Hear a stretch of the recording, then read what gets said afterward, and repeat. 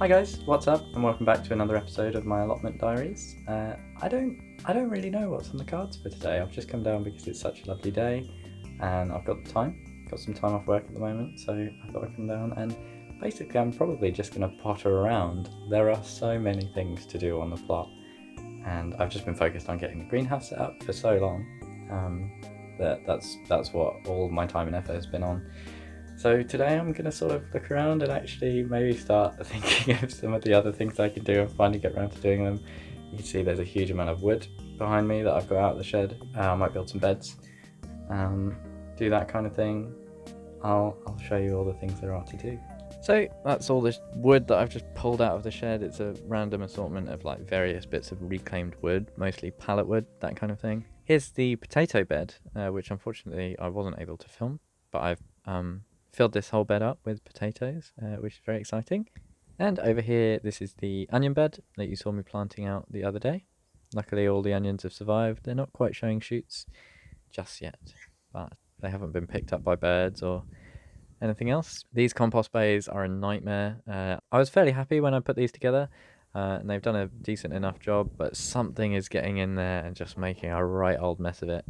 Every night they come back in, and I don't know if it's rats or foxes or badgers or something, but they pull out all the material. And I would like to rebuild these properly, either line them with something or just have it so that the bays don't have slatted wood, you know, so it's a bit more solid, a bit more secure. It's my Dalek composter. Something has just dug under here and pulled out half of what was in there. Quite frustrating. I should really dig that out, put it in a bit deeper. Something's digging under the shed as well, but that's been like it since we took the plot on, so I just kind of ignore that. But yeah, this is the carpet. It's there was a huge amount that I managed to kind of just roll up and kind of sandwich the living material and the weeds in between. So hopefully that's all died off, but you can see there's these kind of two layers. There's this top layer that kind of rips and tears, which is quite easy to get rid of, but then there's the big heavy layer underneath that. You can see the weed growth in there. It's just crazy. Not very easy to work with. So there is also this raised bed that I constructed fairly early on when we took on the plot, and it's rubbish. It doesn't work. It's not fit for purpose. So yeah, that's just a couple of the jobs and some of the things I'm going to tackle today, I think. So this is the carpet. The carpet was originally completely overgrown with weeds. It was an absolute mat. It was like concrete. And so with an awful lot of work, I was able to fold it in half on top of itself. And I was hoping that the vegetation would die off because there was no light, and it would eventually make clearing it up easier. You can see here there's a dark layer of composted material in the middle there, but you'll also notice obviously the huge amount of bindweed and bramble roots which are just ready and waiting to infest the rest of my plot. I'm a bit worried about that, and you can see there's this kind of layer of like wood pulp that's here as well. It looks as though wood has maybe been used to weigh down the carpets, but it's all over it. It's everywhere.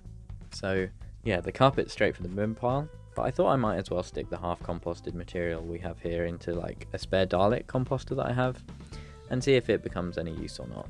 I don't really have anywhere else to put it, and it should be easy enough to test it out on some seedlings or some ground later and check whether or not the carpet or wood has left behind any nasty chemicals. So this is the spare composter. You can see it's been recently excavated by our mystery mammals. And in it goes. All the stuff in here was pretty low value already. I've not really added any food scraps or anything because animals can get into it very easily and make a mess. So it's just bits from across the plot. Let's carry on.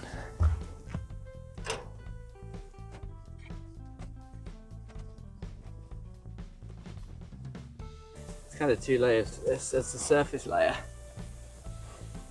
This stuff, which is quite nice and easy to get through. And then there's the other stuff, which is just, it's like cemented to this carpet. It's an absolute nightmare. Don't use carpet on your plots.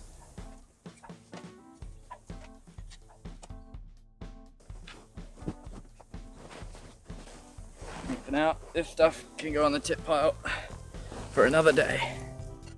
And so, just to be safe, I managed to get rid of all the material that was on the surface of the soil that might have been contaminated by the carpet or the wood. So today is the last day that we're allowed to have fires on the plot. It's the last day of March, so I'm going to get this wood sorted out, burn whatever I can't use, and try and salvage the rest for other projects.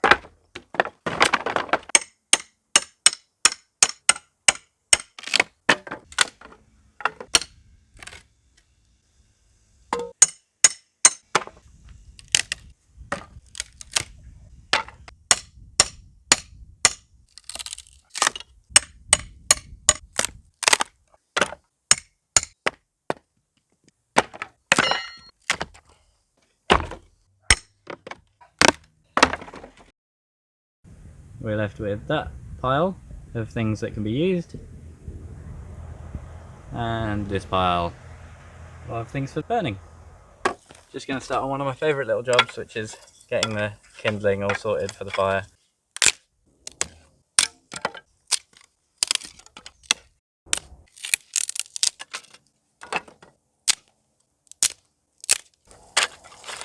That little pile should do us for later when we get the fire going. But just before we get the fire started, I'm going to sort out some of this timber, and then I'm going to have a look at this raised bed. I did not realise quite how much recycled wood I had. This is what's come out. I've kind of sorted it into piles, and this is mainly from taking apart that wooden pallet greenhouse I made in my back garden. So yeah, pretty cool, pretty cool. So I put together this kind of makeshift raised bed fairly soon after we got the plot, I think. I was desperate to kind of give it some more structure and have it look a bit more attractive when we turned up. But this is now. Basically it's rubbish. I've put stuff in the wrong place. It doesn't quite fit together. It's way too high. It's not level. So let's get it fixed.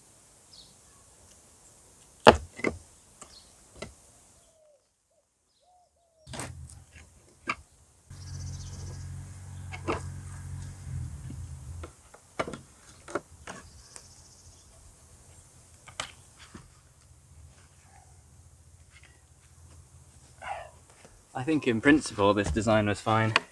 I got some battens and just secured these together, drove them into the ground, but then I put them on the outside of the timbers instead of on the inside, and these just didn't measure up quite right. It wasn't square. So a bit frustrating, but hey.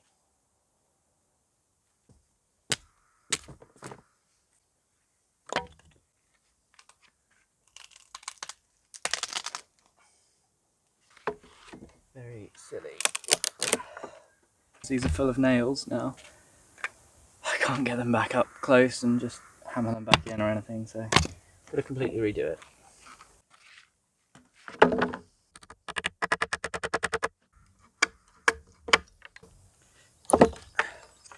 One of the reasons this failed so miserably is because I was being impatient and I just used whatever nails I had lying around in the shed, and you shouldn't really use nails on a raised bed because if you do it wrong they're a bit of a pain to get out, so when I redo it I will be using screws.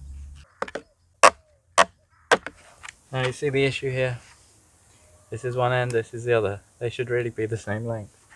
Don't know how I thought I was accounting for that when I did it first time.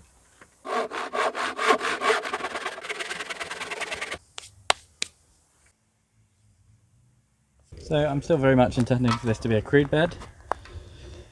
It's not going to be perfect, but I do just want to make sure the sides are the same length, it's roughly level, and that there are some blocks in the corners here and up here, because I don't think there's quite enough purchase for a screw coming in here to go into the side of the wood, so just give it a bit of extra support.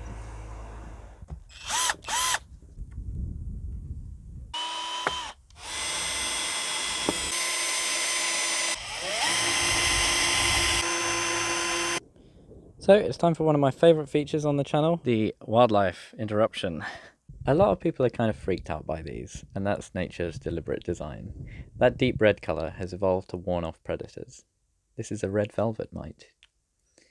They are harmless in the garden. As larvae, they parasitise species such as beetles and spiders, and then, once they're grown into adults, they predate other small pests such as aphids, ants, and insect eggs, so probably a good thing to see in your garden. There's over 300 species of these guys, and they're not that well studied.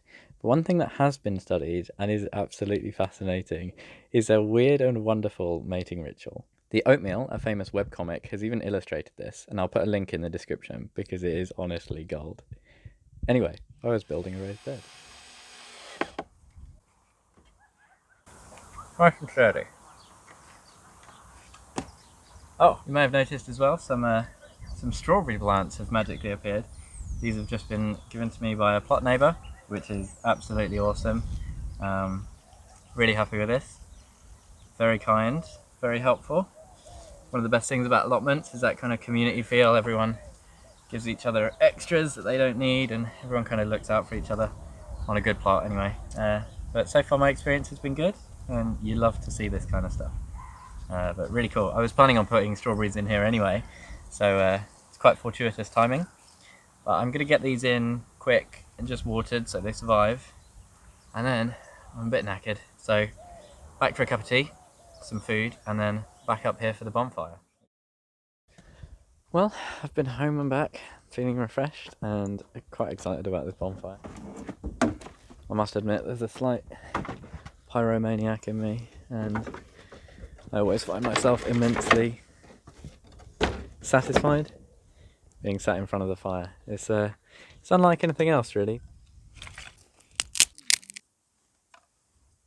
Now everyone has their own way of starting fires, but I must admit this is kind of my preference, and one that I've found generally works for me. It's kind of a lasagna approach, a kind of layered approach. The key thing is just that there's air in the middle and there's a bit of structure. And I would normally put some newspaper in, but we don't actually read the newspaper and I haven't got any, so I'm afraid today it's the old fire lighters, which not ideal and not quite as fun. I don't think Ray Mears would approve, but it's what I've got and it will work. So, and there we have the lovely start of a fire. I'm gonna get comfortable, maybe have a beer, and have a nice relaxed evening.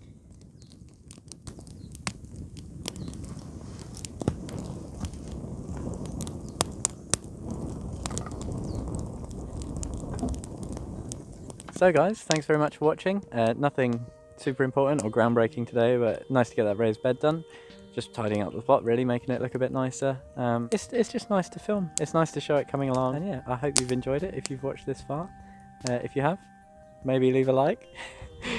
No, seriously though, thanks a lot for watching. It's kind of cool that people are watching and enjoying it. I hope it was relaxing. It's background watching, isn't it? That's how I watch most of my gardening videos. They're just kind of on in the background with a cup of tea. But anyway, I'll stop talking now. Thanks again for watching. I'll see you again next time.